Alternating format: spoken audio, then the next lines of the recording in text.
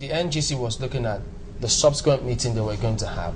If they had that at the back of their minds, receiving this writ of summons or statement of claim, would they have done anything? Because part of the prayers bothered on the meeting. Well, Chamberlain, there's no art. There is a popular saying, Shakespearean saying, actually, taken also, some of our judges have cited, quoted it severally.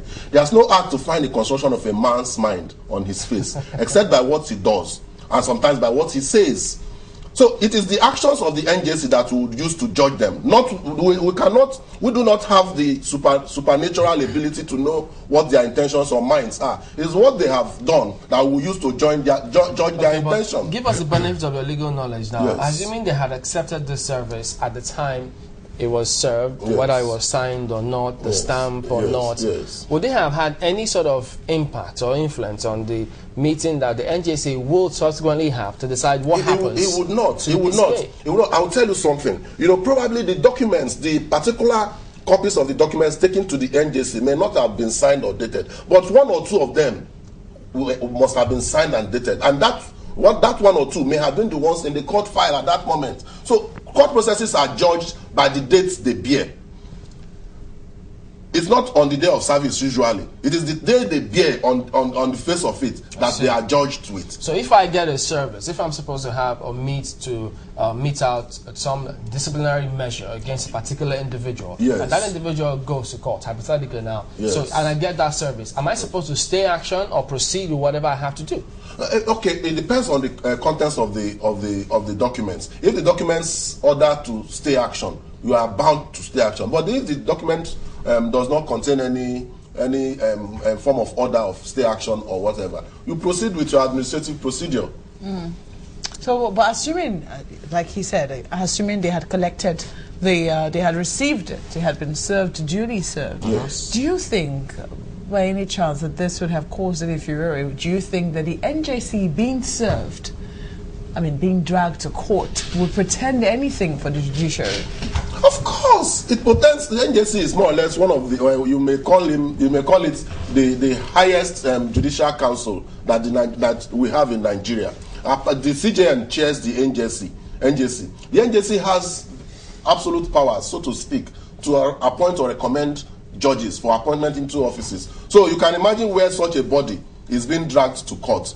You know, it passes some kinds of message. You know, we should expect them to be above board. Now, let me make a point here, right, and that point is not about this service, because let us not over-concentrate our attention on the service. Let us concentrate our attention on the actions preceding the... They all add up. Yes, they all add up, so that we should be able to address the ills, the malaise that these actions are passing into the system. So in other words, you're saying that this singular action is a fallout of the preceding actions, which may have different implications or different effects in the judiciary and in the trust the common man has. Yeah, but the stage that they are in now. Yes. What can they do? Can they still resign, or the person's... Well, the CJN's term is almost ended. The effect of his resignation may be another ball game. But I should still think that it is proper for the courts to adjudicate.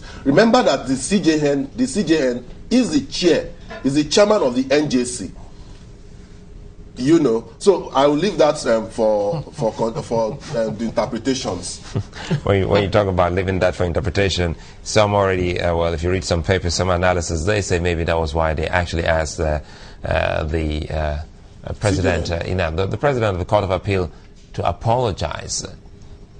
Yes, well, apologies. I would not stand to hold brief for either of them. But the PCA has refused to apologize, and rather than apologizing, he has gone to court. So, the issue I will raise here on national TV is to ask whether asking a tribunal properly composed and set up and sitting to hold on its judgment, whether the judgment is perceived to be wrong or right, whether it means interference or not. And again, well, you're a lawyer. When would they say someone should apologize? Does it also mean culpability?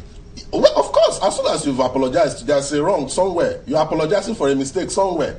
So that's what's called an apology? Well, yes. Who knows what happens? The tenure of the CJN, if his tenure elapses, is almost over. this case looks as if it will just keep going on, even if it goes to court, takes its processes, could have been out of office by the time they get conclusion. Yes, there are two issues there, I would say. One is the issue of who is involved in the case. Is it the CJN or is it Justice Aloysius Kasina-Alu? Okay. These are two different persons in the eyes. So you're talking about the office and the individual. And the individual, yes. And when he leaves, does that mean the end of the does that mean the end of the case? Good. That is a very important question. But I would think that the action is against the Justice Kasina-Alu as an individual. So even where he lives, I would think that the action would continue. I would not think that whoever walks into the seats of the CJN would be the person against whom the suit is taken. However, that will be left for interpretation. It is just my opinion. Okay, because I mean, those who will just ask politicians will be looking at this keenly. Yes. This may give them the verve to say, well, if this is how you guys do, we might as well try to influence you. Yes, it's a terrible thing. The judiciary needs to stand above board. The judiciary should be extricated from the entire happenings, the entire goings-on in the political terrain.